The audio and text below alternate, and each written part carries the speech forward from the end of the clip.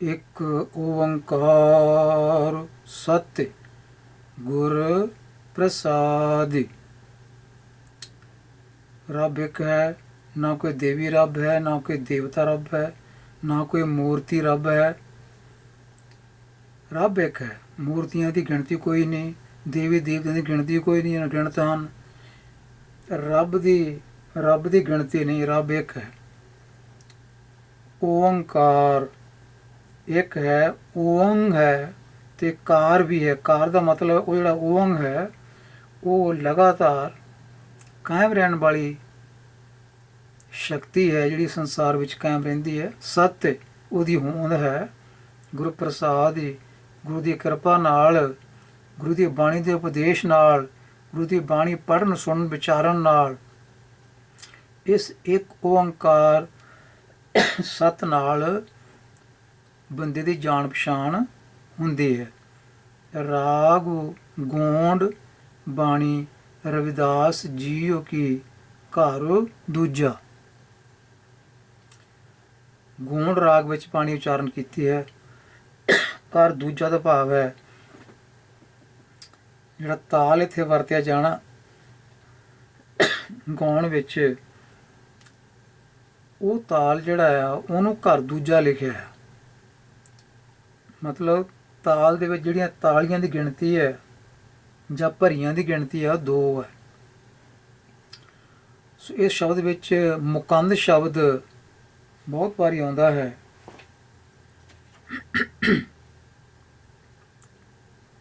मुकंद शब्द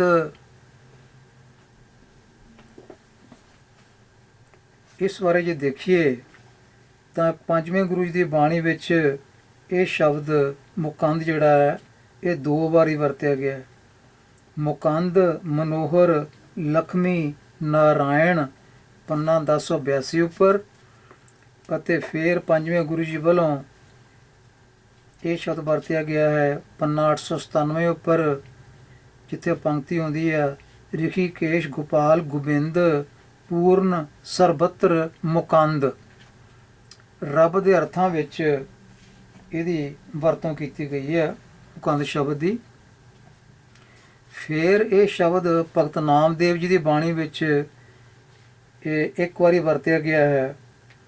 जिस तरह अशपति गजपति नरहा नरिंद नामे के स्वामी मीर मुकंद। तो ये शब्द फिर भगत कबीर जी ने भी अपनी बाणी विच ये एक बारी वरत्या है। जिस तरह इस तन कारण शिव सनकादिक खोजत पाए उदासी मान्य मुकंद जेवा नारायण पर न जम की फांसी।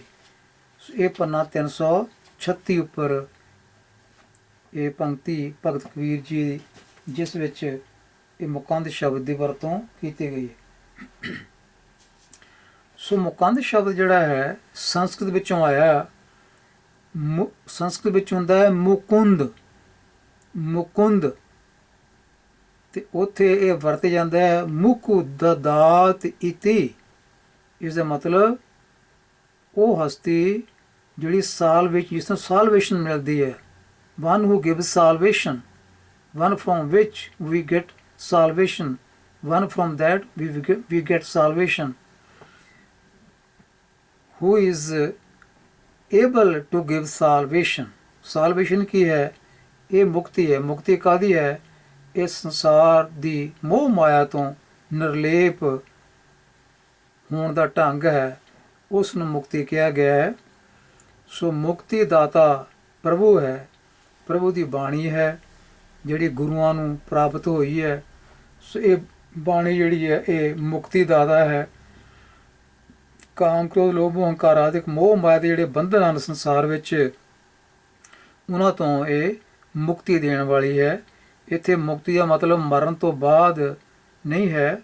मरण तो बाद मुक्ति का संबंध नहीं हुंदा। मुक्ति जिउंदियां होयां ही हुंदी है। जिउंदे ही मुक्त होना हुंदा है, निर्लेप रहना हुंदा है संसार विच। मुकंद मुकंद जपो संसार,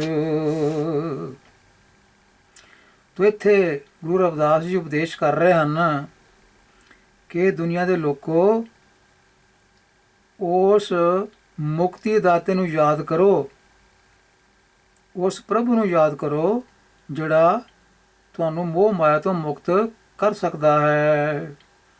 ਇਸ ਦਾ ਮਤਲਬ ਉਸ ਦੀ ਦਿੱਤੀ ਹੋਈ ਬਾਣੀ ਜਿਹੜੀ ਹੈ, ਜਿਹੜੀ ਗੁਰੂ ਮਹਾਂਪੁਰਖਾਂ ਦੇ ਕੋਲ ਆਈ ਹੈ, ਉਸ ਬਾਣੀ ਨੂੰ ਜਪੋ, ਉਸ ਬਾਣੀ ਦੀ ਵਿਚਾਰ ਕਰੋ, ਇੱਥੋਂ ਮੋਹ ਮਾਇਆ ਤੋਂ ਮੁਕਤੀ ਹਾਸਲ ਹੋਏਗੀ।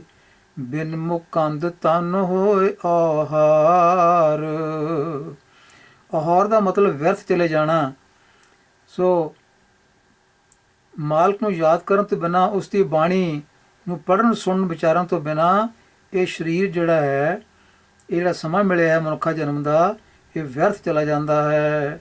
ਸੋਈ ਮੁਕੰਦੁ ਮੁਕਤੀ ਕਾ ਦਾਤਾ। ਸੋ ਮਾਲਕ ਜਿਹੜਾ ਹੈ ਉਹ ਜੀਵ ਨੂੰ ਮੋਹ ਮਾਇਆ ਤੋਂ ਮੁਕਤ ਕਰਨ ਵਾਲਾ ਹੈ। ਸੋਈ ਮੁਕੰਦੁ ਹਮਰਾ ਪਿਤ ਮਾਤਾ।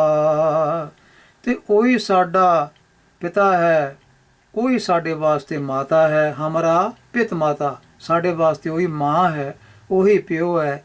ਇਹੀ ਗੱਲ ਪੰਜਵੇਂ ਪਾਤਸ਼ਾਹ ਦੀ ਬਾਣੀ ਵਿੱਚ ਵੀ ਆਉਂਦੀ ਹੈ, ਹੋਰ ਥਾਵਾਂ 'ਤੇ ਆਉਂਦੀ ਹੈ। ਤੂੰ ਮੇਰਾ ਪਿਤਾ, ਤੂੰ ਹੈ ਮੇਰਾ ਮਾਤਾ, ਤੂੰ ਮੇਰਾ ਬੰਧਵ, ਤੂੰ ਮੇਰਾ ਭਰਾਤਾ, ਮੇਰਾ ਬੰਧਵ ਭਰਾ ਵੀ ਤੂੰ ਹੀ, ਰਿਸ਼ਤੇਦਾਰ ਵੀ ਤੂੰ ਹੀ ਹੈ, ਮਾਂ ਪਿਓ ਵੀ ਤੂੰ ਹੀ ਹੈ।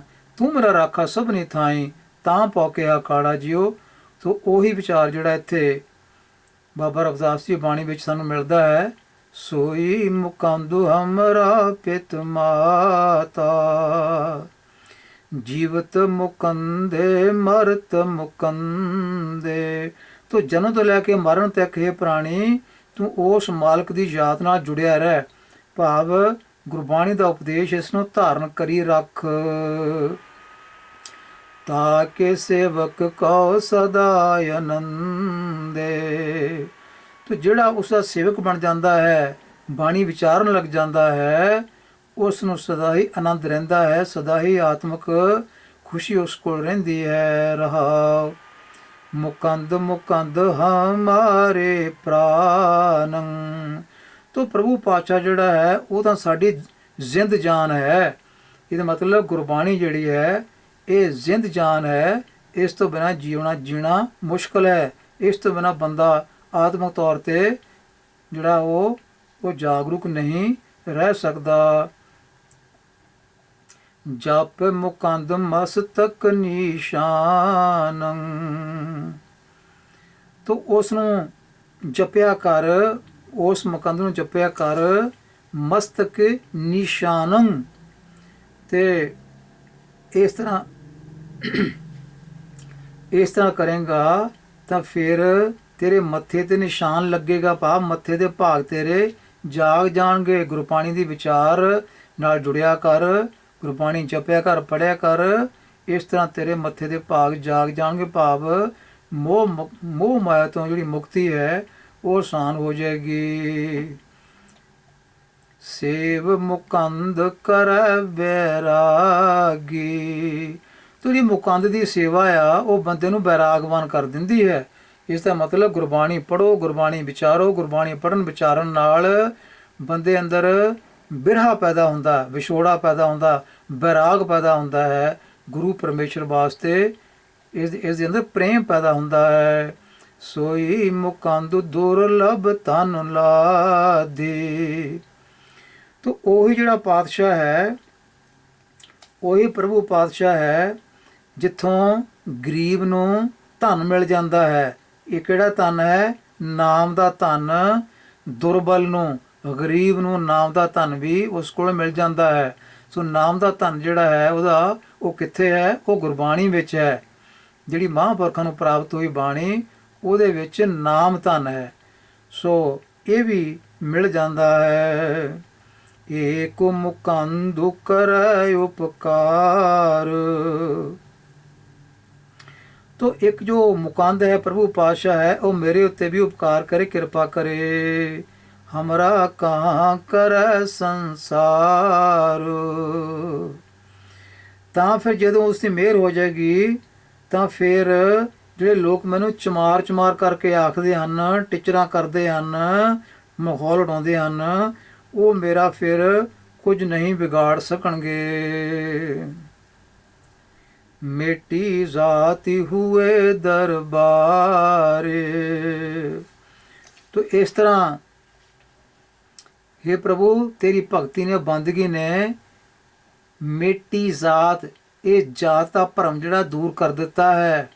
हुण मेरे अंदरों कोई ढैंदी कला मेरे अंदर नहीं है कि लोग मैनूं चमार कहते हैं, मेरे अंदर इहदे नाल कोई ढैंदी कला नहीं आउंदी। मैं हुण ये जात पात दा वितका जिहड़ा वो खत्म कर दिता है।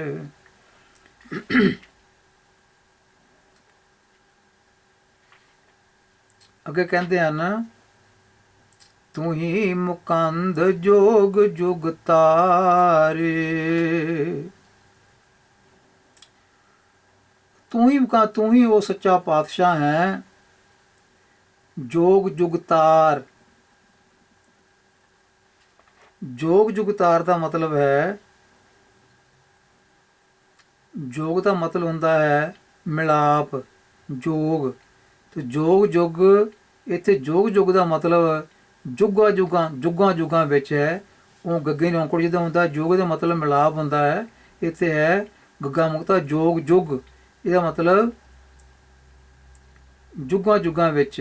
तार, तार का मतलब है जो तार देने वाला है, जो संसार समुद्र तो बचाउण वाला है। सो इत्थे बाबा रविदास जी कहते हैं कि सदा ही जुग जुग तू दुनिया नूं संसार समुद्र तो पार करन वाला है।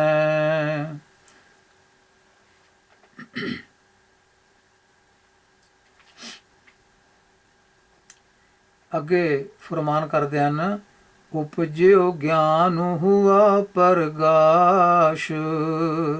जो बंदा बाणी दी विचार करता है, बाणी नूं पढ़दा सुनदा समझदा है, तो इहदे मन विच फिर की हुंदा है, प्रकाश। प्रकाश की हुंदा है, चानण।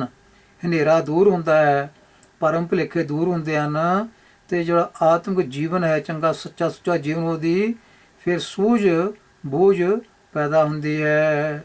कर किरपाली ने कीट दास।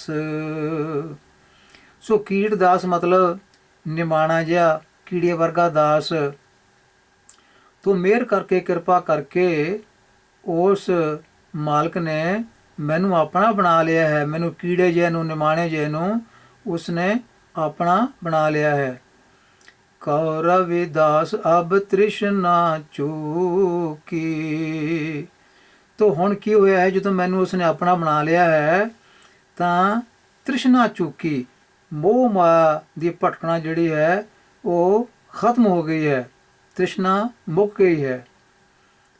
जप मुकंद सेवा ताहू की।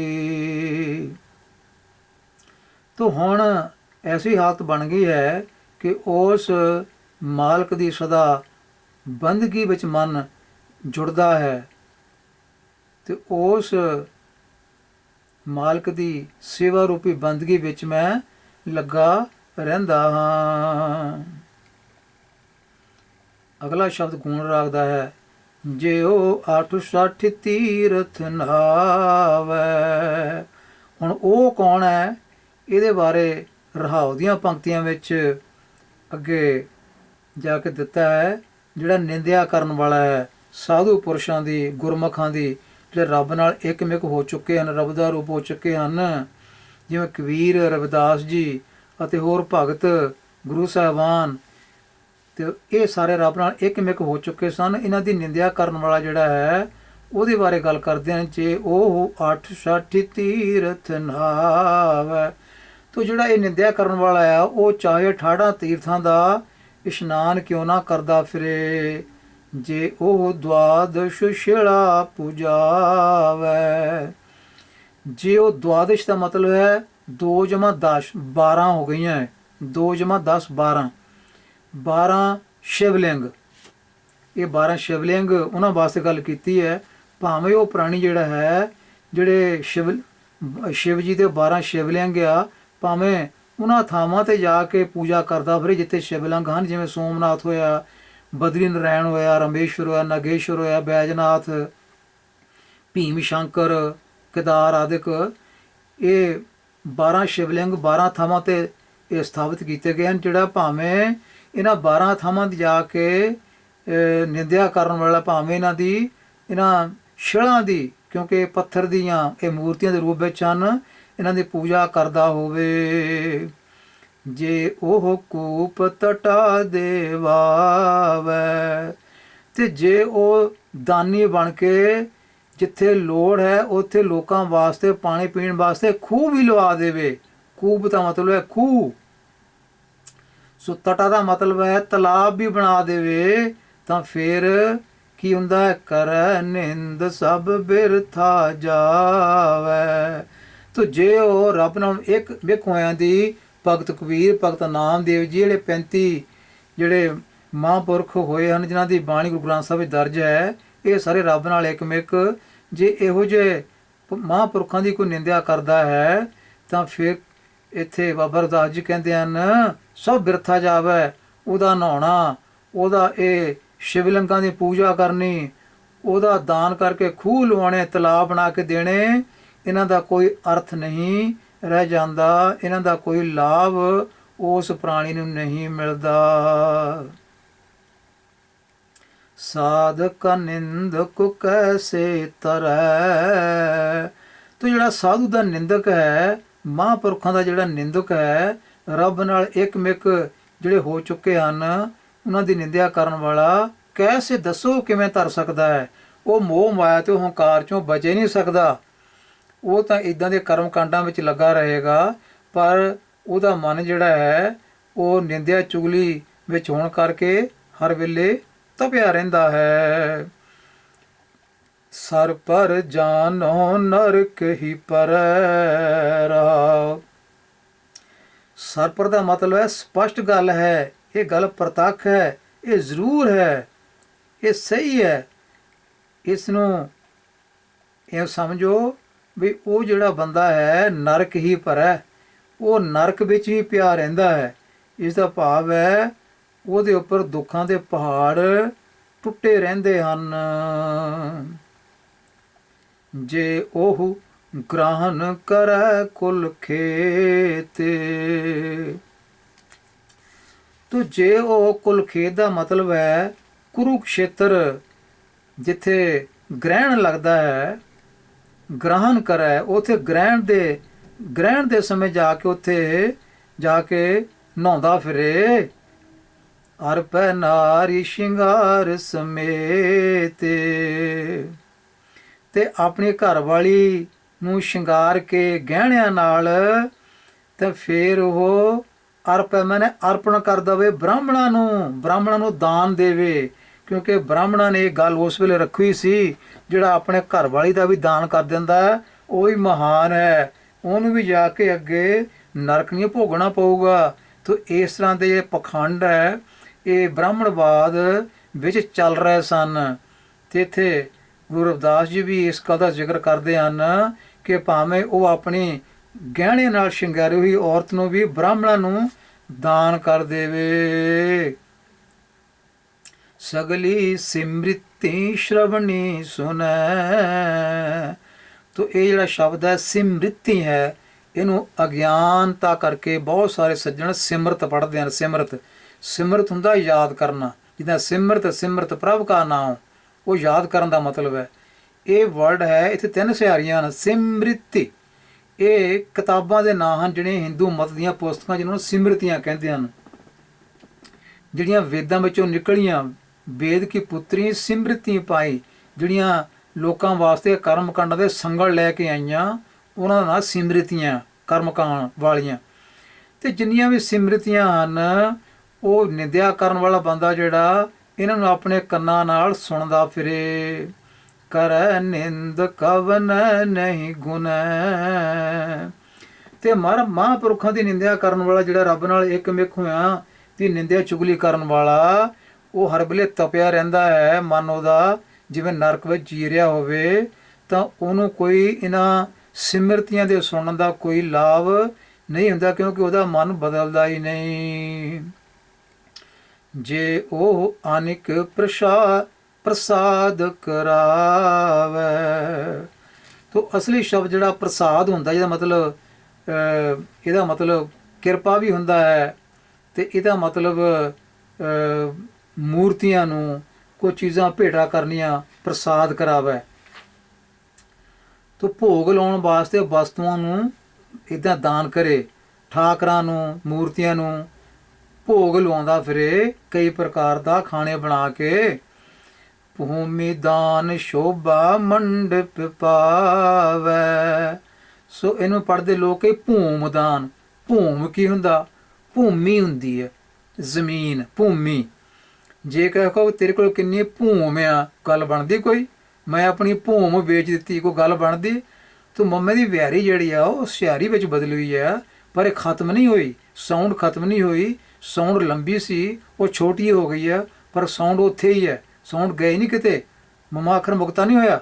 ਭੂਮੀ ਦਾਨ ਸ਼ੋਭਾ ਮੰਡਪ ਪਾਵੇ। ਸੋ ਮੰਡਪ ਸ਼ਾਮਿਆਨੇ। ਤੋ ਭੂਮੀ ਵੀ ਦਾਨ ਕਰਦਾ ਫਿਰੇ। ਪਿੱਛੇ ਦੇਖਿਆ ਸੀ, ਖੂਹ ਲਵਾ ਕੇ ਦੇਵੇ, ਤਲਾਬ ਬਣਾ ਕੇ ਦੇਵੇ, ਤੇ ਜ਼ਮੀਨ ਵੀ ਉਹ ਦਾਨ ਕਰ ਦੇਵੇ। ਤੋ ਇਸ ਤਰ੍ਹਾਂ ਸ਼ੋਭਾ ਮੰਡਪ ਪਾਵੇ, ਤੇ ਇਸ ਤਰ੍ਹਾਂ ਇਹ ਦਾਨ ਕਰਦਾ ਫਿਰਦੇ। ਦਾਨ ਕਰਨ ਤੋਂ ਬਾਅਦ ਫਿਰ ਉਹ ਸੰਸਾਰ ਵਿੱਚ ਆਪਣੀ ਸ਼ੋਭਾ ਵੀ ਕਰਾ ਲਵੇ। ਜ਼ਮੀਨ ਦਾਨ ਕਰਕੇ ਆਪਣੀ ਸ਼ੋਭਾ ਵੀ ਕਰਾ ਲਵੇ। ਆਪਣਾ ਬਿਗਾਰੀ ਬਿਰਾਨਾ ਸਾਂਡੈ। ਜੋ ਆਪਣਾ ਨੁਕਸਾਨ ਕਰਕੇ ਦੂਜਿਆਂ ਦੇ ਕੰਮ ਵੀ ਸਵਾਰਦਾ ਫਿਰੇ। ਕਰੈ ਨਿੰਦ ਬਹੁ ਜੋਨੀ ਹਾਂਡੈ। ਤੇ ਜੇ ਉਹ ਨਿੰਦਿਆ ਕਰਨੀ ਛੱਡਦਾ ਨਹੀਂ, ਸਾਰਾ ਕੁਝ ਕਰਕੇ ਵੀ, ਸਿਮਰਤੀਆਂ ਸੁਣ ਕੇ, ਤੀਰਥਾਂ 'ਤੇ ਇਸ਼ਨਾਨ ਕਰਕੇ, ਤੇ ਇਹ ਪੱਥਰਾਂ ਦੀ ਪੂਜਾ ਕਰਕੇ, ਜੇ ਅਜੇ ਵੀ ਇਹ ਨਿੰਦਿਆ ਨਹੀਂ ਛੱਡਦਾ, ਫਿਰ ਕੀ ਹੁੰਦਾ ਹੈ? ਕਰੈ ਨਿੰਦ ਬਹੁ ਜੋਨੀ ਹਾਂਡੈ। ਤਾਂ ਉਹ ਫਿਰ ਜੂਨਾਂ ਤੋਂ ਬਚ ਨਹੀਂ ਸਕਦਾ। ਕਈ ਜੂਨਾਂ ਵਿੱਚ ਉਹ ਭਟਕਦਾ ਹੈ। ਉਹਦੀ ਮੁਕਤੀ ਦਾ ਮਤਲਬ ਹੈ ਜਨਮ ਮਰਨ ਤੋਂ ਉਹਦੀ ਖਲਾਸੀ ਨਹੀਂ ਹੁੰਦੀ, ਜਨਮ ਮਰਨ ਦੇ ਚੱਕਰ 'ਚ ਪਿਆ ਰਹਿੰਦਾ ਹੈ। ਨਿੰਦਾ ਕਹਾਂ ਕਰੋ ਸੰਸਾਰਾ। ਇਹ ਦੁਨੀਆ ਦੇ ਲੋਕੋ, ਤੁਸੀਂ ਕਾਹਦੇ ਲਈ ਨਿੰਦਿਆ ਕਰਦੇ ਹੋ? ਇੱਦਾਂ ਕਿਉਂ ਨਿੰਦਿਆ ਕਰਦੇ ਹੋ? ਜਿਹੜੇ ਰੱਬ ਨਾਲ ਜੁੜੇ ਹੋਏ ਹਨ, ਉਹਨਾਂ ਦੀ ਨਿੰਦਿਆ ਕਰਕੇ ਤੁਸੀਂ ਕੀ ਲੈਣਾ? ਨਿੰਦਕ ਕਾ ਪ੍ਰਗਟਿ ਪਹਾਰਾ। ਸੋ ਨਿੰਦਕ ਦੀ ਜਿਹੜੀ ਇਸ ਤਰ੍ਹਾਂ ਦੀ ਜਿਹੜੀ ਠੱਗੀ ਹੈ, ਉਹ ਜਿਹੜੀ ਪ੍ਰਗਟ ਹੋ ਜਾਂਦੀ ਹੈ। ਠੱਗੀ ਦੀ ਦੁਕਾਨ ਜਿਹੜੀ ਹੈ ਉਹ ਲੁਕੀ ਨਹੀਂ ਰਹਿੰਦੀ, ਉਹ ਪ੍ਰਗਟ ਹੋ ਜਾਂਦੀ ਹੈ। ਨਿੰਦਕ ਸੋਧੀ ਸਾਧੀ ਵਿਚਾਰਿਆ। ਸੋਧ ਕੇ, ਸਾਧ ਕੇ, ਇਹ ਸਿਹਾਰੀਆਂ ਲੱਗੀਆਂ। ਸੋਧ ਕੇ, ਸਾਧ ਕੇ। ਸੋ ਇੱਥੇ ਗੁਰੂ ਰਵਿਦਾਸ ਜੀ ਸਾਨੂੰ ਬਖਸ਼ਿਸ਼ ਕਰਦੇ ਹਨ। ਕਹਿੰਦੇ ਚੰਗੀ ਤਰ੍ਹਾਂ ਅਸੀਂ ਸੋਧ ਕੇ, ਸਾਧ ਕੇ, ਵਿਚਾਰ ਕੇ ਦੇਖ ਲਿਆ। ਇਹ ਚੰਗੀ ਤਰ੍ਹਾਂ ਠੋਕ ਵਜਾ ਕੇ ਗੱਲ ਦੇਖ ਲਈ ਆ, ਚੰਗੀ ਤਰ੍ਹਾਂ ਵਿਚਾਰੇ ਗੱਲ ਦੇਖ ਲਈ ਆ ਕਿ ਕਹੁ ਰਵਿਦਾਸ ਪਾਪੀ ਨਰਕ ਸਿਧਾਰਿਆ। ਕਿ ਉਹ ਜਿਹੜਾ ਨਿੰਦਕ ਹੈ, ਨਿੰਦਿਆ ਕਰਨ ਵਾਲਾ, ਉਹ ਫਿਰ ਨਰਕ ਸਿਧਾਰਿਆ। ਉਹ ਤਾਂ ਐਸੇ ਕੰਮ ਕਰਦਾ ਰਹਿੰਦਾ ਹੈ ਜਿਹੜੇ ਨਰਕ ਵਰਗੇ ਹੁੰਦੇ ਹਨ, ਜਿਹੜੇ ਉਸ ਨਰਕ ਵਿੱਚ ਪਾਈ ਰੱਖਦੇ ਹਨ। ਜਿਹੜਾ ਉਹਦਾ ਮਨ ਤੋਂ ਪਾਈ ਰੱਖਦੇ ਹਨ, ਉਹ ਕੁਕਰਮੀ ਬਣਿਆ ਰਹਿੰਦਾ ਹੈ। ਅੱਗੇ ਇਹ ਸਾਰੇ ਸ਼ਬਦ ਜਿਹੜੇ ਹਨ, ਪਿੱਛੇ ਜਿਹੜੇ ਆ ਚੁੱਕੇ ਹਨ ਗੁਰਬਾਣੀ ਦੇ, ਉਹਨਾਂ ਦਾ ਸਾਰਾ ਜੋੜ ਕਰਕੇ ਦੱਸਿਆ ਹੋਇਆ। 4 2 11 7 2 49 ਮੂਹਰੇ ਲਿਖਿਆ ਜੋੜ। ਤੇ ਬੜੀ ਵਧੀਆ ਇਹ ਕਲਾ ਹੈ ਜਿਹੜੀ ਧੰਨ ਗੁਰੂ ਅਰਜਨ ਸਾਹਿਬ ਪਾਤਸ਼ਾਹ ਨੇ ਵਰਤੀ ਹੈ, ਕਿ ਵਿੱਚ ਕੋਈ ਹੋਰ ਕੋਈ ਸ਼ਬਦ ਕੋਈ ਅੜਾ ਨਾ ਸਕੇ। ਇਹ ਜੋੜ ਐਂਡ ਵਿੱਚ ਸਾਰਾ ਦੱਸਿਆ ਨਾਲ ਨਾਲ। ਅੱਗੇ ਪੰਨਾ ਗੁਰੂ ਗ੍ਰੰਥ ਸਾਹਿਬ ਦਾ 973 ਹੈ। ਤੇ ਇੱਥੇ ਬਾਣੀ ਜਿਹੜੀ ਹੈ ਉਹ ਰਾਮਕਲੀ ਰਾਗ ਦੀ ਬਾਣੀ ਜਿਹੜੀ ਆ ਉਹ ਇੱਥੋਂ ਸ਼ੁਰੂ ਕੀਤੀ ਗਈ ਹੈ।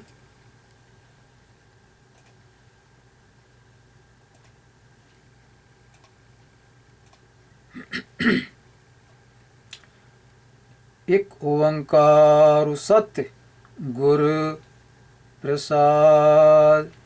ਸੋ ਗੁਰ ਪ੍ਰਸਾਦ ਯੂਨਿਟ ਜਿਹੜੀ ਹੈ ਇਹ ਵੱਖਰੀ ਹੁੰਦੀ ਹੈ, ਸੱਤ ਸ਼ਬਦ ਵੱਖਰਾ ਹੁੰਦਾ ਹੈ, ਭਾਵੇਂ ਛਾਪੇ ਵਾਲੀਆਂ ਬੀੜਾਂ ਵਿੱਚ ਇਸ ਤਰ੍ਹਾਂ ਇਕੱਠਾ ਛਾਪਿਆ ਗਿਆ ਹੈ। ਗੁਰਪ੍ਰਸਾਦ ਜਿਹੜਾ ਇਹ ਵੱਖਰੀ ਯੂਨਿਟ ਹੈ ਬਾਕੀ ਸਾਰਿਆਂ ਨਾਲੋਂ। ਤੋ ਰੱਬ ਇੱਕ ਹੈ, ਸਦਾ ਕਾਇਮ ਹੈ, ਉਹਦੀ ਹੋਂਦ ਹੈ, ਅਤੇ ਗੁਰੂ ਦੀ ਕਿਰਪਾ ਨਾਲ ਹੀ, ਗੁਰੂ ਦੀ ਕਿਰਪਾ ਦਾ ਭਾਵ ਹੈ ਗੁਰੂ ਦੀ ਲਿਖੀ ਹੋਈ ਬਾਣੀ ਜਿਹੜੀ ਹੈ, ਇਸ ਨੂੰ ਪੜ੍ਹ ਕੇ ਸੁਣ ਕੇ ਵਿਚਾਰ ਕੇ ਹੀ ਰੱਬ ਬਾਰੇ ਜਾਣਕਾਰੀ ਹੁੰਦੀ ਹੈ, ਰੱਬ ਨਾਲ ਬੰਦੇ ਦਾ ਪ੍ਰੇਮ ਬਣਦਾ ਹੈ। ਰਾਮ ਕਲੀ ਬਾਣੀ ਰਵਿਦਾਸ ਜੀ ਕੀ, ਪੜ੍ਹੀਐ ਗੁਣੀਐ ਨਾਮ ਸਭ ਸੁਣੀਐ, ਅਨ ਪਾਉ ਭਾਉ ਨ ਦਰਸ਼ੈ। ਸੋ ਪੜ੍ਹੀਐ ਗੁਣੀਐ ਪੜ੍ਹੀਦਾ ਹੈ, ਗੁਣੀਐ ਮਨੇ ਵਿਚਾਰੀਦਾ ਹੈ, ਨਾਮ ਸਭ ਸੁਣੀਐ ਸੁਣੀਦਾ ਹੈ, ਅਨ ਪਾਉ ਭਾਉ ਨ ਦਰਸ਼ੈ। ਸੋ ਅਨੁਭਵ ਦਾ ਮਤਲਬ ਹੁੰਦਾ ਜਿਹੜਾ ਡਾਇਰੈਕਟ ਐਕਸਪੀਰੀਅੰਸ ਹੋਵੇ, ਡਾਇਰੈਕਟ ਪਰਸੈਪਸ਼ਨ ਹੋਵੇ, ਸਿੱਧਾ ਅਨੁਭਵ ਹੋਏ, ਪ੍ਰਤੱਖ ਦਰਸ਼ਨ, ਉਸ ਨੂੰ ਕਿਹਾ ਗਿਆ ਹੈ ਅਨੁਭਵ। ਤੋ ਹਰ ਥਾਂ 'ਤੇ ਪ੍ਰਭੂ ਦਾ ਨਾਮ ਜਿਹੜਾ ਹੈ ਉਹ ਪੜ੍ਹੀ ਦਾ ਵੀ ਹੈ, ਸੁਣੀ ਦਾ ਵੀ ਹੈ, ਵਿਚਾਰੀ ਦਾ ਵੀ ਹੈ। ਅਤੇ ਇਹਦਾ ਮਤਲਬ ਹੈ ਸਾਰੇ ਜੀਵ ਜਿਹੜੇ ਆ ਉਹ ਇਸ ਤਰ੍ਹਾਂ ਪੜ੍ਹਦੇ ਸੁਣਦੇ ਹਨ, ਵਿਚਾਰਦੇ ਹਨ, ਪਰ ਅਨਭਉ ਪਾਉ ਨ ਦਰਸ਼ੈ।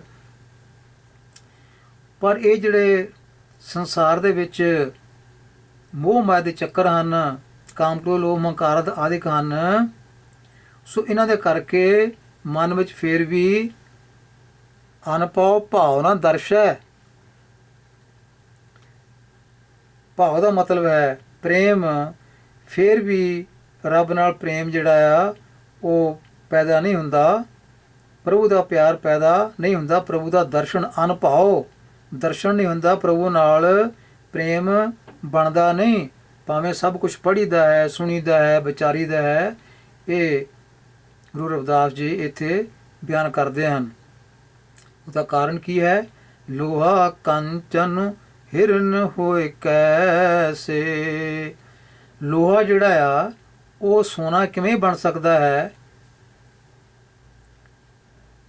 ਹਿਰਨ ਦਾ ਮਤਲਬ ਹੈ ਇੱਥੇ ਸੋਨਾ। ਲੋਹਾ ਕੰਚਨ ਹਿਰਨ, ਕੰਚਨ ਵੀ ਜਿਹੜਾ ਉਹ ਸੋਨਾ ਹੁੰਦਾ ਹੈ, ਹਿਰਨ ਜਿਹੜਾ ਹੈ ਇਹ ਵੀ ਸੋਨਾ ਹੁੰਦਾ ਹੈ। ਸੰਸਕ੍ਰਿਤ ਦਾ ਸ਼ਬਦ ਹੈ ਹਿਰਣਿਆ, ਹਿਰਣਿਆ ਤੋਂ ਇਹ ਬਣਦਾ ਹਿਰਨ, ਜਿਹਦਾ ਮਤਲਬ ਹੈ ਸੋਨਾ। ਸੋ ਲੋਹਾ ਲੋਹਾ ਹੀ ਹੈ ਜਿੰਨਾ ਚਿਰ ਉਹ ਪਾਰਸ ਨਾ ਛੂਹੇ ਨਾ, ਜਾਓ ਪਾਰਸ ਹੈ ਨਾ ਪਰਸ਼ੈ। ਜਦੋਂ ਕਿਸੇ ਪਾਰਸ਼ ਨੂੰ ਸਪਰਸ਼ ਨਹੀਂ ਕਰਦਾ ਲੋਹਾ, ਉਹ ਦੱਸੋ ਉਹ ਹਿਰਨ ਕਿਵੇਂ ਹੋ ਸਕਦਾ ਹੈ, ਭਾਵ ਸੋਨਾ ਕਿਵੇਂ ਬਣ ਸਕਦਾ ਹੈ?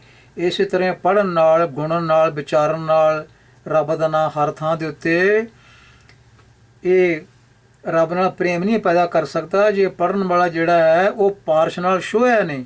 ਜਿਹੜਾ ਪੜ੍ਹਨ ਵਾਲਾ ਹੈ ਉਹ ਗੁਰੂ ਦੇ ਉਪਦੇਸ਼ ਨਾਲ ਜੁੜਿਆ ਨਹੀਂ, ਉਸਨੇ ਗੁਰੂ ਧਾਰਨ ਨਹੀਂ ਕੀਤਾ ਕਹਿ ਸਕਦੇ ਹਾਂ, ਉਹ ਗੁਰੂ ਵਾਲਾ ਬਣਿਆ ਨਹੀਂ। ਗੁਰੂ ਦੇ ਉਪਦੇਸ਼ ਬਾਣੀ ਜਿਹੜੀ ਹੈ ਇਹਦੀ ਉਹਨੇ ਵਿਚਾਰ ਕੀਤੀ ਹੀ ਨਹੀਂ।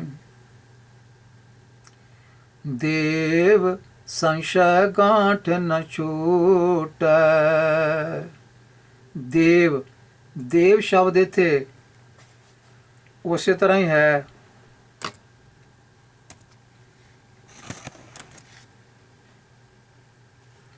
ਜਿਸ ਤਰ੍ਹਾਂ ਮਾਧੋ, ਮਾਧਵੇ, ਇਸ ਤਰ੍ਹਾਂ ਦੇ ਸ਼ਬਦ ਜਿਹੜੇ ਵਰਤੇ ਗਏ ਸਨ, ਇਸ ਤਰ੍ਹਾਂ ਦੇਵ ਇਹ ਪ੍ਰਭੂ ਪਰਮਾਤਮਾ ਵਾਸਤੇ ਇੱਥੇ ਵਰਤੇ ਗਏ। ਦੇਵ ਸੰਸ਼ੈ ਗਾਂਠ ਨ ਛੂਟੈ। ਤੋ ਇਹ ਜਿਹੜੇ ਦੁਨੀਆ ਵਿੱਚ ਮੋਹ ਮਾਇਆ ਦੇ ਹਨ, ਕਾਮ ਆਦਿਕ ਹਨ, ਇਹ ਲੁੱਟਦੇ ਰਹਿੰਦੇ ਨੇ ਜੀਵ ਨੂੰ ਅੰਦਰੋਂ, ਤੇ ਇਹ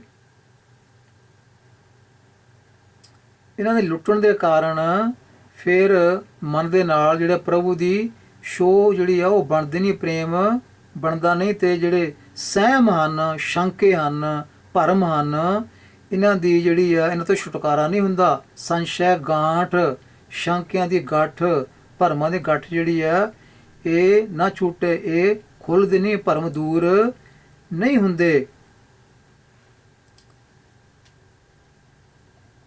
ਕਿਉਂ? ਕਾਮ ਕ੍ਰੋਧ ਮਾਇਆ ਮਦ ਮਤ ਸਰ। ਤੋ ਇਹ ਸ਼ੰਕੇ ਦੂਰ ਕਿਉਂ ਨਹੀਂ ਹੁੰਦੇ? ਪੜ੍ਹਨ ਸੁਣਨ ਹਰ ਥਾਂ ਰੱਬ ਦਾ ਨਾਂ ਜਾਣਨ ਵਿਚਾਰਨ ਨਾਲ ਗੱਲ ਕਿਉਂ ਨਹੀਂ ਬਣਦੀ?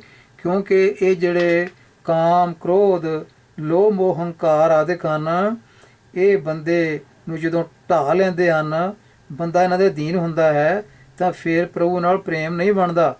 ਸੋ ਮਤ ਦਾ ਮਤਲਬ ਹੰਕਾਰ, ਜੋ ਮਤਸਰ ਦਾ ਮਰਕ ਹੈ ਮਤਲਬ ਹੈ ਈਰਖਾ। ਮਤਸਰ ਈਰਖਾ, ਮਦ ਹੰਕਾਰ। ਤੋ ਇਹ ਕੀ ਕਰਦੇ ਹਨ? ਇਨ ਪੰਚੋਂ ਮਿਲ ਲੂਟੇ। ਤੋ ਜਿਹਨਾਂ ਪੰਜਾਂ ਨੇ ਬੰਦੇ ਨੂੰ ਲੁੱਟੀ ਜਾ ਰਹੇ ਹੋਣ, ਜੇ ਬੰਦੇ ਨੂੰ ਇਹ ਪੰਜੇ, ਤਾਂ ਫਿਰ ਇਹਨਾਂ ਬੰਦੇ ਦੇ ਸ਼ੰਕੇ ਦੂਰ ਨਹੀਂ ਹੁੰਦੇ। ਫਿਰ ਜਿੰਨਾ ਚਿਰ ਮਰਜ਼ੀ ਹਰ ਥਾਂ ਇਹ ਵਿਚਾਰ ਕਰੀ ਜਾਵੇ, ਧਾਰਮਿਕ ਪੁਸਤਕਾਂ ਨੂੰ ਪੜ੍ਹੀ ਜਾਵੇ, ਵਿਚਾਰੀ ਜਾਵੇ, ਉਹਦਾ ਰੱਬ ਨਾਲ ਪ੍ਰੇਮ ਨਹੀਂ ਹੁੰਦਾ ਜਿੰਨਾ ਚਿਰ ਇਹ ਇਹਨਾਂ ਤੋਂ ਛੁਟਕਾਰਾ ਪ੍ਰਾਪਤ ਨਹੀਂ ਕਰਦਾ, ਜਿੰਨਾ ਚਿਰ ਇਹ ਪਾਰਸ਼ ਨਾਲ ਛੂਹਦਾ ਨਹੀਂ, ਲੋਹੇ ਦਾ ਲੋਹਾ ਹੀ ਰਹਿ ਜਾਂਦਾ ਹੈ। ਰਹਾਉ ਹਮ ਬੜ ਕਬੀ ਕੁਲੀਨ, ਹਮ ਪੰਡਿਤ ਹਮ ਜੋਗੀ ਸੰਨਿਆਸੀ। ਤੋ ਜੇ ਪੜ੍ਹਦਾ ਸੁਣਦਾ ਬੰਦਾ ਇਹੀ ਕਹੀ ਜਾਵੇ ਕਿ ਅਸੀਂ ਬਹੁਤ ਵੱਡੇ ਕਵੀ ਹਾਂ, ਕੱਕਾ ਬੱਬੇ ਨੂੰ ਸਿਆਰੀ ਹੈ, ਇਹਨੂੰ ਕਈ ਲੋਕ ਪੜ੍ਹਦੇ ਕੱਬ। ਦੱਸੋ ਕਿੱਥੇ ਕਵੀ ਕਿੱਥੇ ਕੱਬ? ਇਹ ਗੱਲ ਬਣਦੀ ਹੈ ਕੋਈ? ਕੱਬ ਤੋਂ ਹੁੰਦਾ ਆ ਮੁਝੇ ਕਬ ਮਿਲੋਗੇ, ਉਹ ਕੱਬ ਹੈ, ਇਹ ਹੈ ਕਵੀ। ਕਵੀ ਸ਼ਬਦ ਹੈ। ਅਸੀਂ ਬਹੁਤ ਵੱਡੇ ਵੱਡੇ ਕਵੀ ਹਾਂ, ਸਾਡੀ ਕੁਲ ਜਿਹੜੀ ਹੈ ਉਹ ਬਹੁਤ ਚੰਗੀ ਹੈ, ਉੱਚੀ ਹੈ, ਚੰਗੀ ਕੁਲ ਵਾਲੇ ਕੁਲੀਨ ਹਾਂ। ਹਮ ਪੰਡਿਤ, ਅਸੀਂ ਬੜੇ ਵਿਦਵਾਨ ਹਾਂ, ਬੜੀਆਂ ਕਿਤਾਬਾਂ ਪੜ੍ਹੀਆਂ, ਗ੍ਰੰਥ ਪੜ੍ਹੇ ਹਨ। ਅਸੀਂ ਜੋਗੀ ਹਾਂ, ਬਹੁਤ ਵੱਡੇ ਵੱਡੇ ਅਸੀਂ ਸੰਨਿਆਸੀ ਹਾਂ। ਤੋ ਫਿਰ ਕੀ ਕਹਿੰਦੇ ਹਨ? ਗਿਆਨੀ ਗੁਣੀ ਸ਼ੂਰ ਹਮ ਦਾਤੇ। ਫਿਰ ਕਹੀ ਜਾਂਦੇ ਨੇ ਅਸੀਂ ਬੜੇ ਗਿਆਨਵਾਨ ਹਾਂ, ਪੁਸਤਕਾਂ ਪੜ੍ਹ ਪੜ੍ਹ ਕੇ ਅਸੀਂ ਢੇਰ ਲਾਤੇ। ਫਿਰ ਗੁਣੀ ਹਾਂ, ਗੁਣ ਸਾਡੇ ਵਿੱਚ ਬੜੇ ਹਨ। ਸ਼ੂਰ, ਬੜੇ ਯੋਧੇ ਹਾਂ, ਸੂਰਮੇ ਹਾਂ, ਸ਼ੂਰਬੀਰ ਹਾਂ। ਅਸੀਂ ਦਾਤੇ ਵੀ ਹਾਂ, ਦਾਤੇ ਵੀ ਬਣੇ ਹੋਏ ਹਾਂ। ਇਹ ਬੁੱਧ ਕਬ ਹੀ ਨਨਾਸ਼ੀ। ਤੋ ਇਹ ਜਿਹੜੀ ਬੁੱਧੀ ਹੈ ਇਸ ਤਰ੍ਹਾਂ ਦੀ, ਇਹ ਉਹਨਾਂ ਦੀ ਕਦੀ ਦੂਰ ਨਹੀਂ ਹੁੰਦੀ। ਹਰ ਥਾਂ ਪੜ੍ਹ ਕੇ ਸੁਣ ਕੇ ਵਿਚਾਰ ਕੇ ਵੀ ਫਿਰ ਵੀ ਉਹੀ ਕਹੀ ਜਾਂਦੇ ਨੇ ਸਾਡੇ ਵਰਗਾ ਕੋਈ ਨਹੀਂ ਹੈ। ਇਹ ਬੁੱਧੀ ਕਦੇ ਹੀ ਨਾ ਨਾਸ਼ੀ। ਤੋ ਇਹ ਵਿਚਾਰ ਜਿਹੜੇ ਇੱਦਾਂ ਦੇ ਹੰਕਾਰ ਵਾਲੇ ਆ, ਇਹ ਉਹਨਾਂ ਦੇ ਦੂਰ ਨਹੀਂ ਹੁੰਦੇ। ਕੌਰਵ ਦਾਸ ਸਭੈ ਨਹੀਂ ਸਮਝਸ। ਤੋ ਜਦੋਂ ਇਹਨਾਂ ਨੂੰ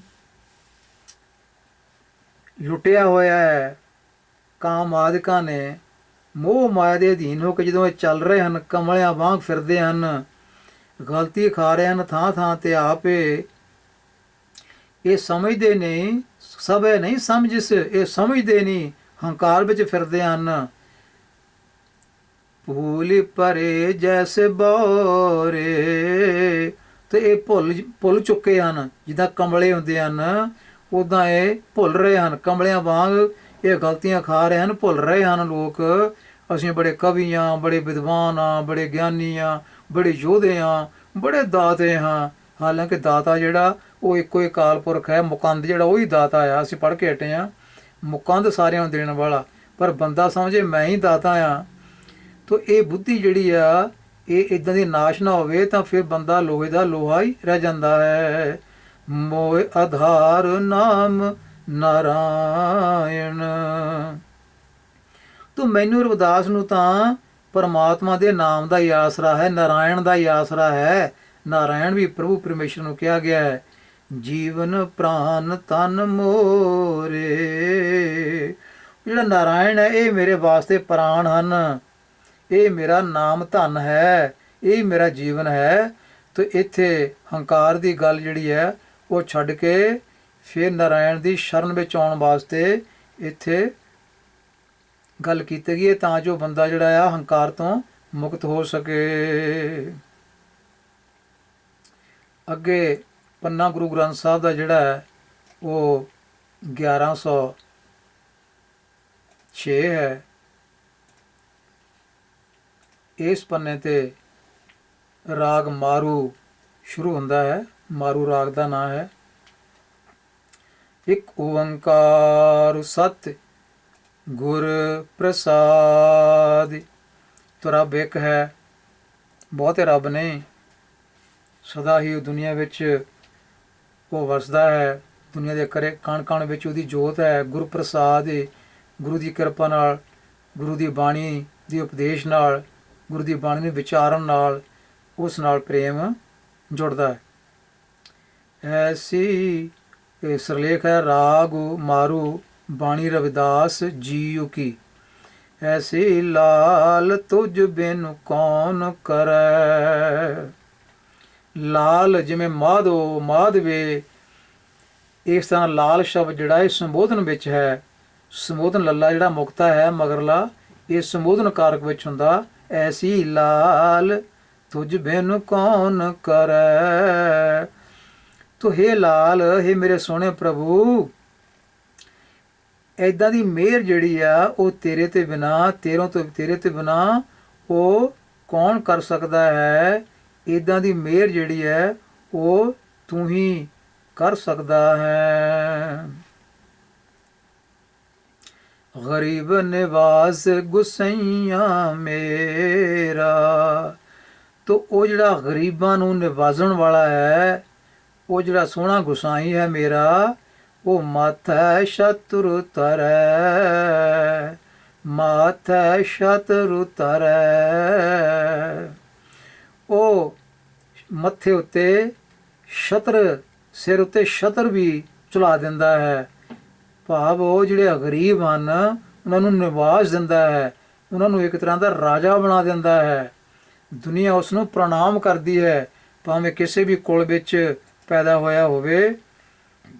ਲੋਕ ਉਸ ਦੇ ਪੈਰਾਂ ਦੇ ਉੱਤੇ ਨਮਸਕਾਰ ਕਰਦੇ ਹਨ। ਜਿਹੜਾ ਸ਼ਬਦ ਹੈ ਛੱਛਾ ਤੱਤੇ ਪੈਰ 'ਚ ਰਾਰਾ, ਥੱਲੇ ਔਂਕੜੀ ਵੀ ਲੱਗਾ ਆ, ਇਹਨੂੰ ਸੌਫਟ ਜਿਹਾ ਪੜਾਂਗੇ ਤਾਂ ਬਣੇਗਾ ਸ਼ਤਰ। ਜੇ ਇਹਨੂੰ ਹਾਰਡ ਪੜਾਂਗੇ ਛਤਰੂ, ਤੇ ਫਿਰ ਇਹਦਾ ਮਤਲਬ ਦੁਸ਼ਮਣ ਬਣ ਜਾਂਦਾ। ਛਤਰੂ ਦੁਸ਼ਮਣ ਹੁੰਦਾ ਹੈ, ਤੇ ਇਹ ਹੈ ਸ਼ਤਰੂ। ਸ਼ਤਰ ਦਾ ਮਤਲਬ ਹੈ ਜਿਹਨੂੰ ਚੌਰ ਛਤਰ ਜਿਹਨੂੰ ਕਹਿੰਦੇ ਹਾਂ, ਉਹ ਹੈ ਇਹ ਛਤਰ। ਤੋ ਗਰੀਬਾਂ ਨੂੰ ਨਿਵਾਜ਼ਣ ਵਾਲਾ ਉਹ ਮਾਲਕ ਪ੍ਰਭੂ ਪਰਮੇਸ਼ਰ ਪਰਮਾਤਮਾ ਹੈ, ਜਿਹਨੂੰ ਲਾਲ ਕਿਹਾ ਗਿਆ ਹੈ। ਉਹੀ ਜਿਹੜਾ ਹੈ ਉਹ ਮਿਹਰ ਕਰ ਸਕਦਾ ਹੈ। ਉਸ ਤੋਂ ਬਿਨਾਂ ਕੋਈ ਹੋਰ ਇਸ ਤਰ੍ਹਾਂ ਦੀ ਮਿਹਰ ਨਹੀਂ ਕਰ ਸਕਦਾ। ਰਹਾ ਜਾ ਕੀ ਛੋਤੀ ਜਗਤ ਕੋ ਲਾਗੈ।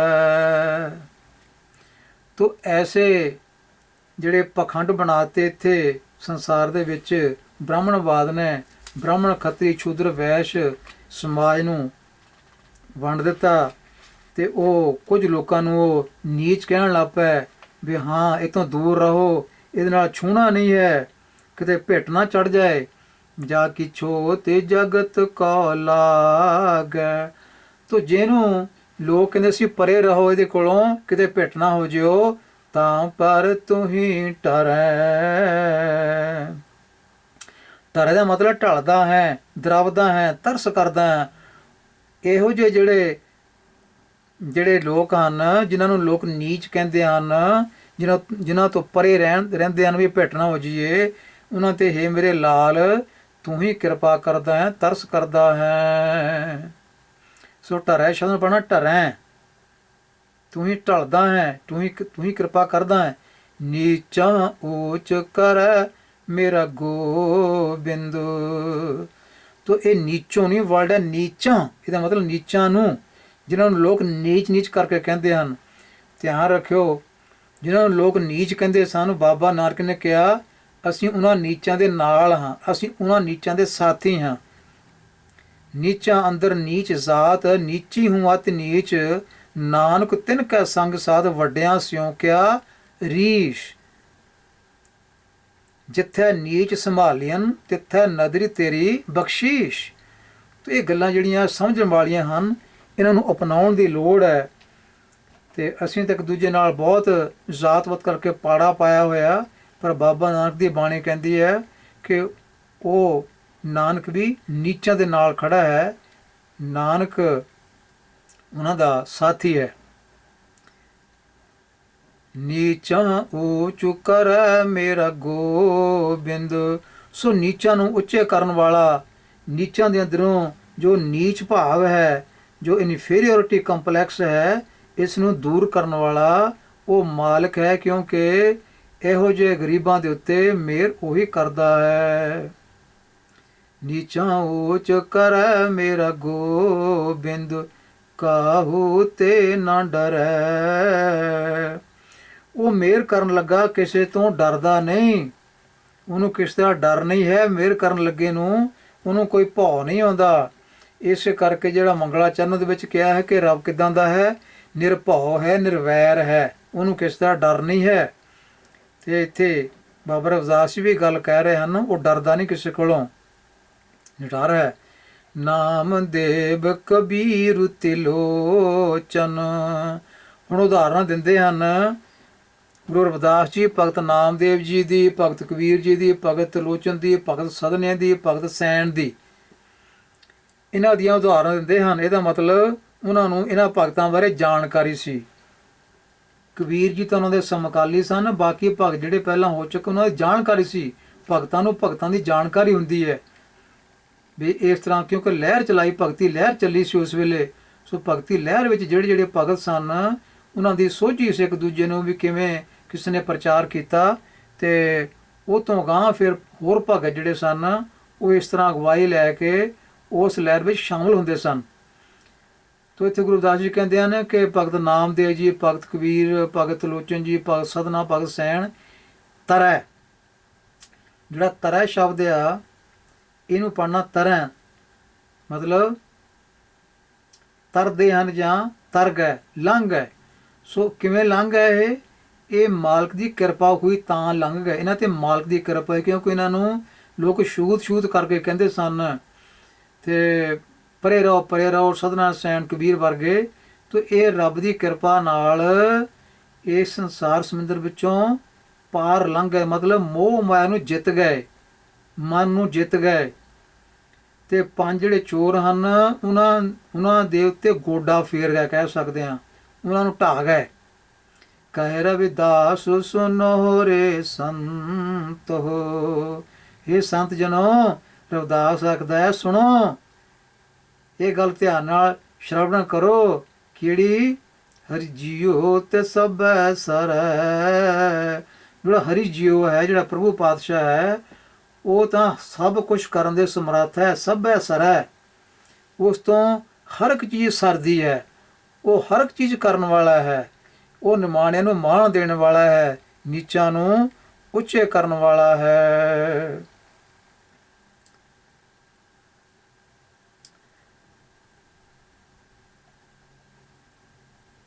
ਸੋ ਇੱਥੇ ਅੱਗੇ ਮਾਰੂ ਰਾਗ ਦਾ ਅਗਲਾ ਸ਼ਬਦ ਜਿਹੜਾ ਸ਼ੁਰੂ ਹੁੰਦਾ ਹੈ, ਸੁਖ ਸਾਗਰ ਸੁਰਿ ਤਰ ਚਿੰਤਾ ਮਨਿ ਕਾਮ ਧੈਨ ਬਸ਼ ਜਾ ਕੇ ਰੇ। ਤੋ ਜਿਸ ਮਾਲਕ ਦੇ ਵਸ਼ ਵਿੱਚ ਇਹ ਚੀਜ਼ਾਂ ਹਨ, ਕਿਹੜੀਆਂ? ਸੁਰਿਤਰ, ਸੁਰਗ ਦੇ ਰੁੱਖ। ਇਹ ਪਿੱਛੇ ਵੀ ਸ਼ਬਦ ਆ ਚੁੱਕਾ ਇੱਕ ਵਾਰੀ, ਥੋੜ੍ਹਾ ਜਿਹਾ ਫਰਕ ਨਾਲ, ਬਹੁਤਾ ਸ਼ਬਦਾਂ ਦਾ ਬਹੁਤਾ ਅਰਥਾਂ ਦਾ ਅੰਤਰ ਨਹੀਂ ਹੈ। ਤੋ ਸੁਰਗ ਦੇ 5 ਰੁੱਖ, ਫਿਰ ਚਿੰਤਾ ਪੂਰੀ ਕਰਨ ਵਾਲੀ, ਜਿਹਨੂੰ ਲੋਕ ਚਿੰਤਾਮਣੀ ਕਹਿੰਦੇ ਹਨ। ਇੱਕ ਗਾਂ ਹੈ ਕਾਮਦਨ ਮੰਨੂ, ਜਿਹੜੀ ਸਵਰਗਾਂ 'ਚ ਰਹਿੰਦੀ ਹੈ, ਇਹ ਬ੍ਰਾਹਮਣਵਾਦ ਕਹਿੰਦਾ। ਤੇ ਬ੍ਰਾਹਮਣਵਾਦ ਨੇ ਢਕੌਂਸਲੇ ਬਣਾਏ ਹੋਏ ਆ ਦਾਨ ਲੈਣ ਦੇ, ਵਸ਼ ਜਾ ਕੇ ਰੇ। ਤੇ ਇੱਥੇ ਸਪਸ਼ਟ ਤੌਰ ਤੇ ਗੁਰੂ ਰਵਿਦਾਸ ਜੀ ਕਹਿੰਦੇ ਹਨ, ਇਹ ਤਾਂ ਚੀਜ਼ਾਂ ਰੱਬ ਦੇ ਵਸ ਵਿੱਚ ਹਨ। ਕਾਮ ਤਿੰਨ ਬਸ ਜਾ ਕੇ ਰੇ, ਉਹ ਸੁੱਖਾਂ ਦਾ ਸਮੁੰਦਰ ਜਿਹੜਾ ਪ੍ਰਭੂ ਪਾਤਸ਼ਾਹ ਹੈ, ਉਹ ਤੋਂ ਬਿਨਾਂ ਇਹ ਚੀਜ਼ਾਂ ਕੱਖ ਨਹੀਂ। ਸਾਰੇ ਸੁੱਖ ਦੇਣ ਵਾਲਾ ਜਿਹੜਾ ਹੈ ਉਹ ਮਾਲਕ ਹੈ, ਮਾਲਕ ਦਾ ਨਾਂ ਹੈ, ਜਿਹੜਾ ਗੁਰਬਾਣੀ ਵਿੱਚ ਮਿਲਦਾ ਹੈ। ਗੁਰਬਾਣੀ ਨੂੰ ਪੜ੍ਹਨ ਨਾਲ, ਸੁਣਨ ਨਾਲ, ਸਮਝਣ ਨਾਲ, ਵਿਚਾਰਨ ਨਾਲ ਉਸ ਮਾਲਕ ਦੀ ਬੰਦਗੀ ਭਗਤੀ ਹੁੰਦੀ ਹੈ। ਤੋ ਜਿੱਥੇ ਇਹ ਭਗਤਾਂ ਦੀ ਬਾਣੀ ਵਿੱਚ ਵੀ ਇਹ ਗੱਲ ਆਉਂਦੀ ਵੀ ਕਾਮਤੇਨ ਚਿੰਤਾਮਣੀ ਇਹ ਸਾਰਾ ਕੁਛ ਰੱਬ ਦੇ ਵਸ ਵਿੱਚ ਹੈ।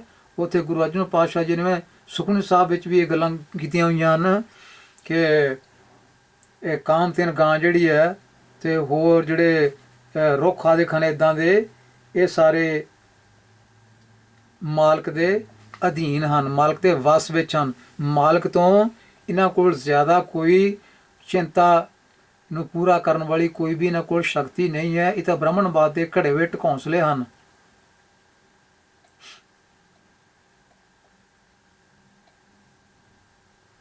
ਸੋ ਸੁਖਮਨੀ ਸਾਹਿਬ ਵਿੱਚ ਲਿਖਿਆ ਕਾਮ ਤੈਨ ਕੀ ਹੈ, ਹਰਿ ਹਰਿ ਗੁਣ ਗਾਮ, ਹਰੀ ਦੇ ਗੁਣ ਗਾਓ, ਹਰੀ ਦੇ ਗੁਣ ਗਾਓ।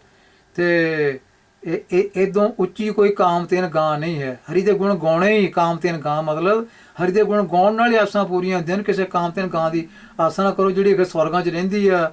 ਉਹ ਪੰਡਤਾਂ ਨੇ ਤਾਂ ਗੱਲਾਂ ਬਣਾਈਆਂ ਸਨ, ਬ੍ਰਾਹਮਣਾਂ ਨੇ ਵੀ ਦਾਨ ਕਰ ਜਾਓ, ਵੱਧ ਤੋਂ ਵੱਧ ਲੁੱਟ ਲਓ ਉਹਨਾਂ ਨੂੰ ਤੇ ਇਹ ਲਾਰਾ ਲਾ ਦਿਓ, ਅੱਗੇ ਕਾਮਤੇਨ ਗਾਂ ਤੁਹਾਡੀਆਂ ਇੱਛਾ ਪੂਰੀਆਂ ਕਰੇਗੀ। ਇੱਥੇ ਨਹੀਂ ਇੱਛਾ ਪੂਰੀਆਂ ਤੇ ਗਾਂ ਕਾਮਤੇਨ ਗਾਂ ਕਿਨ ਦੇਖੀ ਤੇ ਕਿਨ ਇੱਛਾ ਪੂਰੀਆਂ ਕਰਨੀਆਂ। ਇਹ ਬ੍ਰਾਹਮਣਵਾਦ ਦੇ ਖਿਲਾਰੇ ਉਸ ਵੇਲੇ ਪਾਏ ਹੋਏ ਸਨ। ਤੇ ਭਗਤਾਂ ਨੇ ਵੀ, ਭਗਤੀ ਲਹਿਰ ਵਾਲੇ ਜਿਹੜੇ ਸੰਚਾਲਕ ਸਨ, ਉਹਨਾਂ ਨੇ ਵੀ ਇਹਨਾਂ ਬ੍ਰਾਹਮਣਵਾਦ ਦੀਆਂ ਗੱਲਾਂ ਤੋਂ ਲੋਕਾਂ ਨੂੰ ਬਚਾਇਆ ਤੇ ਗੁਰੂ ਪਾਤਸ਼ਾਹ ਨੇ ਵੀ ਬਚਾਇਆ। ਸਾਰੀ ਬਾਣੀ ਜਿਹੜੀ ਗੁਰੂ ਗ੍ਰੰਥ ਸਾਹਿਬ ਦੀ ਇਹ ਬ੍ਰਾਹਮਣਵਾਦ ਦੇ ਜਿਹੜੇ ਇਹ ਢਕੌਂਸਲੇ ਬਣਾਏ ਇਹਨਾਂ ਤੋਂ ਬਚਾ ਕੇ ਬਚਾਉਂਦੀ ਹੈ, ਇਹਨਾਂ ਤੋਂ ਸੁਚੇਤ ਰਹਿਣ ਵਾਸਤੇ ਬੰਦੇ ਨੂੰ ਜਿਹੜੀ ਆ ਉਹ ਜਾਗਰੂਕ ਕਰਦੀ ਹੈ। ਚਾਰਿ ਪਦਾਰਥ ਅਸ਼ਟ ਮਹਾ ਸਿੱਧ, ਤੋਂ ਚਾਰ ਪਦਾਰਥ ਧਰਮ ਅਰਥ ਕਾਮ ਮੋਕਸ਼ ਆਦਿਕ, ਅਸ਼ਟ ਮਾਨੇ 8, ਮਹਾ ਸਿੱਧੀ ਜਿਹੜੀਆਂ ਵੱਡੀਆਂ ਸਿੱਧੀਆਂ 8 ਗਿਣੀਆਂ ਗਈਆਂ, ਵੈਸੇ 18 ਹਨ, ਉੱਦਾਂ 8 ਵੱਡੀਆਂ ਮੰਨੀਆਂ ਗਈਆਂ। ਨਵ ਨਿਧਿ ਕਰ ਤਲ ਤਾਕ, ਤੋ ਜਿਹੜੀਆਂ ਇਹ ਸਾਰੀਆਂ ਸ਼ਕਤੀਆਂ ਉਸ ਪ੍ਰਭੂ ਮਾਲਕ ਦੇ ਹੱਥਾਂ ਉੱਤੇ ਖੇਡਦੀਆਂ ਹਨ, ਤਾਂ ਪ੍ਰਭੂ ਪਾਤਸ਼ਾਹ ਤੋਂ ਬਿਨਾਂ ਇਹਦੇ ਕਾਮਤੇਨ ਗਾਂ ਕੋਲ ਕੀ ਹੈ? ਜਿਹੜੇ ਸੁਰਗ ਦੇ ਰੁੱਖ ਮੰਨੇ ਗਏ ਹਨ, ਨਾ ਕਿਸੇ ਨੇ ਦੇਖੇ ਆ, ਉਹਨਾਂ ਕੋਲ ਕੀ ਹੈ? ਆਖੇ ਭਾਂਤ ਭਾਂਤ ਦੇ ਫਲ ਲੱਗਦੇ ਆ, ਇੱਥੇ ਫਲ ਖਾਣ ਨੂੰ ਕੋਈ ਦਿੰਦਾ ਨਹੀਂ ਤੇ ਗਾਂ ਕਹਿੰਦੇ ਫਲ ਤੁਹਾਨੂੰ ਮਿਲਣਗੇ ਉੱਥੇ। ਇਹ ਸਾਰੇ ਢਕੌਂਸਲੇਬਾਜ਼ੀਆਂ ਚੱਲ ਰਹੀਆਂ ਸਨ। ਤੋ ਚਾਰੇ ਪਦਾਰਥ ਇਹ 8 ਵੱਡੀਆਂ ਜਿਹੜੀਆਂ ਰਿਧੀਆਂ ਸਿੱਧੀਆਂ 9 ਨਿਧੀਆਂ, ਇਹ ਤਾਂ ਰੱਬ ਦੇ ਹੱਥਾਂ ਉੱਤੇ ਖੇਡਦੀਆਂ। ਭਾਵ ਇਹਨਾਂ ਦਾ ਮਾਲਕ ਜਿਹੜਾ ਪ੍ਰਭੂ ਪਰਮੇਸ਼ਰ ਆਪ ਹੈ ਤੇ ਇਹਦੀ ਬਖਸ਼ਿਸ਼ ਜਿਹੜੀ ਹੈ ਗੁਰਬਾਣੀ ਵਿੱਚੋਂ ਹੁੰਦੀ ਹੈ। ਹਰਿ ਹਰਿ ਹਰਿ ਨਾ ਜਪਸ ਰਸਨਾ। ਇਹ ਪੰਡਤ ਇਹ ਫੋਕੀਆਂ ਗੱਲਾਂ ਛੱਡ ਦੇ, ਸਿੱਧੀਆਂ ਸਿੱਧੀਆਂ ਵਾਲੀਆਂ, ਕਾਮਤੇਨ ਗਾਂ ਵਾਲੀਆਂ ਤੇ ਸੁਰਗ ਦੇ ਜਿਹੜੇ 5 ਰੁੱਖ ਉਹਨਾਂ ਵਾਲੀਆਂ, ਇਹ ਫੋਕੀਆਂ ਗੱਲਾਂ ਛੱਡ ਦੇ। ਕਰ ਕੀ ਤੂੰ ਕਰਿਆ ਕਰ ਹਰਿ ਹਰਿ ਹਰਿ ਹਰਿ ਹਰਿ ਹਰਿ ਕਰਿਆ ਕਰ, ਰੱਬ ਨੂੰ ਯਾਦ ਕਰਿਆ ਕਰ। ਕਿਉਂ ਨਹੀਂ ਜਪਦਾ? ਹਰਿ ਹਰਿ ਹਰਿ ਨਾ ਜਪਸ ਰਸਨਾ, ਤੂੰ ਰਸਨਾ ਨਾਲ ਇਹ ਹਰਿ ਹਰਿ ਜਪਦਾ ਕਿਉਂ ਨਹੀਂ? ਫੋਕੀਆਂ ਗੱਲਾਂ ਵਿੱਚ ਕਿਉਂ ਪਿਆ ਹੋਇਆ? ਅਵਰ ਸਭ ਛਾੜ ਬਚਨ ਰਚਨਾ, ਹੋਰ ਸਾਰੀਆਂ ਫੋਕੀਆਂ ਗੱਲਾਂ ਛੱਡ ਦੇ। ਤੂੰ ਇਹ ਗੱਲਾਂ ਬ੍ਰਾਹਮਣਾਂ ਨੂੰ ਕਹਿਣੀਆਂ, ਪੰਡਤ ਦੇ ਸਾਹਮਣੇ ਕਹਿਣੀਆਂ, ਇਹ ਕੋਈ ਤਮਾਸ਼ਾ ਨਹੀਂ, ਇਹ ਕੋਈ ਵੱਡੇ ਜਿਗਰੇ ਵਾਲੇ ਦਾ ਕੰਮ ਹੁੰਦਾ ਹੈ ਜਿਹੜੀਆਂ ਇਹ ਗੱਲਾਂ ਜਿਹੜੀਆਂ ਸਾਹਮਣੇ ਕਹਿ ਸਕੇ। ਅੱਜ ਕੱਲ੍ਹ ਤਾਂ ਜਿਹੜਾ ਇਹ ਕਹਿੰਦਾ ਇੱਦਾਂ ਦੀਆਂ ਗੱਲਾਂ ਕਰਦਾ ਹੈ, ਉਹ 'ਤੇ ਕਾਨੂੰਨ ਲਾ ਕੇ ਉਸ ਨੂੰ ਜੇਲ੍ਹ ਦੇ ਅੰਦਰ ਵੀ ਡੱਕਿਆ ਜਾ ਰਿਹਾ ਹੈ ਜਿਹੜਾ ਕੋਈ ਸੱਚ ਬੋਲਦਾ ਹੈ। ਪਰ ਉਸ ਵੇਲੇ ਭਗਤਾਂ ਨੇ, ਗੁਰੂ ਪਾਤਸ਼ਾਹ ਨੇ ਕੋਈ ਪਰਵਾਹ ਨਹੀਂ ਕੀਤੀ, ਭਾਵੇਂ ਸ਼ਹੀਦੀਆਂ ਹੋ ਗਈਆਂ, ਪਰਵਾਹ ਨਹੀਂ ਕੀਤੀ। ਤੂੰ ਇੱਥੇ ਪੰਡਤ ਨੂੰ ਸਿੱਧਾ ਕਹਿ ਰਹੇ ਹਨ, ਤੂੰ ਕਿਉਂ ਨਹੀਂ ਜਪ ਰਿਹਾ ਹਰੀ ਹਰੀ? ਇਹਨਾਂ ਫੋਕੀਆਂ ਗੱਲਾਂ ਨੂੰ ਵਿੱਚੋਂ ਕਿਉਂ ਤੂੰ ਬਾਹਰ ਨਹੀਂ ਆ ਰਿਹਾ? ਰਹਾ ਨਾਨਾ ਖਿਆਨ ਪੁਰਾਨ ਵੇਦ ਵਿਧੀ 34 ਅਕਸ਼ਰ ਮਾਹੇ। ਅਕਸ਼ਰ ਦਾ ਮਤਲਬ ਅੱਖਰ। ਇਹ ਜਿਹੜੇ ਨਾਨਾ ਮੈਨੇ ਕਈ ਪ੍ਰਕਾਰ ਦੇ, ਅਨੇਕਾਂ ਪ੍ਰਕਾਰ ਦੇ, ਨਾਨਾ ਖਿਆਨ ਮਤਲਬ ਕਹਾਣੀਆਂ, ਪ੍ਰਸੰਗ, ਫਿਰ ਵੇਦ ਵਿਧੀ, ਵੇਦਾਂ ਦੀਆਂ ਵਿਧੀਆਂ, ਕਰਮਕਾਂਡ ਦੀਆਂ, ਇਹ ਸਾਰੀਆਂ ਕੀ ਹੈ? 34 ਅਕਸ਼ਰ ਮਾਹੀ। ਇਹ ਸਿਰਫ ਅੱਖਰਾਂ ਨਾਲ ਲਿਖੀਆਂ ਹੋਈਆਂ ਕਹਾਣੀਆਂ ਹੀ ਹਨ। ਇਹ ਅਨੁਭਵੀ ਗਿਆਨ ਨਹੀਂ ਹੈ, ਫਸਟ ਹੈਂਡ ਐਕਸਪੀਰੀਅੰਸ ਨਹੀਂ ਹੈ। ਇਹ ਵਾਕ ਰਚਨਾ ਕੀਤੀ ਹੋਈ ਹੈ, ਅਨੁਭਵੀ ਗਿਆਨ ਨਹੀਂ ਹੈ। ਬਿਆਸ ਵਿਚਾਰ ਕਯੋ ਪਰਮਾਰਥ, ਰਾਮ ਨਾਮ ਸਰ ਨਾਹੀ। ਜਿਹੜਾ ਵੇਦਾਂ ਖੋਜੀ ਸੀ ਵਿਆਸ ਰਿਸ਼ੀ, ਤੋਂ ਇਹ ਪੰਡਤ ਆ ਸੁਣ ਲਾ ਵਿਆਸ ਰਿਸ਼ੀ ਨੂੰ, ਉਹਨੇ ਵੀ ਇਹ ਗੱਲ ਦੱਸੀ ਹੈ ਭੇਦ ਦੀ ਕਿ ਇਹ ਜਿਹੜੇ ਇਹਨਾਂ ਦੇ ਇਹ ਜਿਹੜੇ ਪੁਰਾਣ ਆਦਿਕ ਵੇਦ ਆਦਿਕ ਪੁਸਤਕਾਂ ਹਨ, ਇਹਨਾਂ ਦੇ ਜਿਹੜੇ ਵੇਦ ਪਾਠ ਇਹਨਾਂ ਦੇ ਇਹ ਰਾਮ ਨਾਮ ਸਰ ਨਾਹੀਂ, ਇਹ ਰੱਬ ਦੇ ਨਾਮ ਦੀ ਬਰਾਬਰੀ, ਸਿਮਰਨ ਦੀ ਬਰਾਬਰੀ ਇਹਨਾਂ ਚੋਂ ਕੋਈ ਨਹੀਂ ਕਰ ਸਕਦਾ। ਇਹ ਪੰਡਤ ਆ ਬਿਆਸ ਨੂੰ ਕਦੀ ਪੜ੍ਹ ਲਿਆ ਕਰ, ਬਿਆਸ ਰਿਸ਼ੀ ਕੀ ਕਹਿ ਗਿਆ ਹੈ। ਸਹਜ ਸਮਾਧ ਉਪਾਦਿ ਰਹਤ ਹੋਏ, ਵੱਡੇ ਭਾਗ ਲਿਵ ਲਾਗੀ। ਸੋ ਵੱਡੀ ਕਿਸਮਤ ਨਾਲ, ਵੱਡੇ ਭਾਗਾਂ ਨਾਲ ਜਿਹਦੀ ਪ੍ਰਭੂ ਚਰਨਾਂ ਵਿੱਚ ਲਿਵ ਲੱਗਦੀ ਹੈ, ਸੁਰਤ ਜੁੜਦੀ ਹੈ, ਭਾਵ ਜਿਹੜਾ ਬਾਣੀ ਨਾਲ ਜੁੜਦਾ ਹੈ, ਬਾਣੀ ਨਾਲ ਪਿਆਰ ਕਰਦਾ ਹੈ, ਸੋ ਬਾਣੀ ਦਾ ਜਿਹੜੀ ਬਾਣੀ ਦਾ ਉਪਦੇਸ਼ ਹੈ ਉਸਨੂੰ ਜ਼ਿੰਦਗੀ ਵਿੱਚ ਧਾਰਨ ਕਰਦਾ ਹੈ, ਉਹਦਾ ਮਨ ਜਿਹੜਾ ਹੈ ਉਹ ਫਿਰ ਉਹ ਟਿਕਣ ਤੇ ਆ ਜਾਂਦਾ ਹੈ, ਸਹਿਜ ਵਿੱਚ ਆ ਜਾਂਦਾ ਹੈ, ਸਮਾਧੀ ਵਿੱਚ, ਭਾਵ ਉਹ ਸਹਿਜ ਅਵਸਥਾ ਵਿੱਚ ਫਿਰ ਉਹ ਜੁੜਨਾ ਜਿਹੜਾ ਹੈ ਉਹ ਜੁੜਨ ਲੱਗ ਜਾਂਦਾ ਹੈ, ਟਿਕਣ ਲੱਗ ਜਾਂਦਾ ਹੈ। ਕਹਿ ਰਵਿਦਾਸ ਉਦਾਸ ਦਾਸ ਮਤ, ਜਨਮ ਮਰਨ ਪੈ ਭਾਗੀ। ਤੋ ਇਸ ਤਰ੍ਹਾਂ ਇੱਥੇ ਫਿਰ ਰਵਿਦਾਸ ਜੀ ਕਹਿੰਦੇ ਹਨ ਕਿ ਐਸਾ ਜੋ ਸੇਵਕ ਹੈ, ਐਸਾ ਜੋ ਪ੍ਰਾਣੀ ਹੈ, ਵੱਡੇ ਭਾਗਾਂ ਨਾਲ ਜਿਹਦੀ ਫਿਰ ਲਿਵ ਜੁੜਦੀ ਹੈ, ਫਿਰ ਉਹ ਸੇਵਕ ਜਿਹੜਾ ਹੈ ਜਨਮ ਮਰਨ ਪੈ ਭਾਗੀ, ਉਹਦਾ ਜਨਮ ਤੇ ਮਰਨ ਜਿਹੜਾ ਹੈ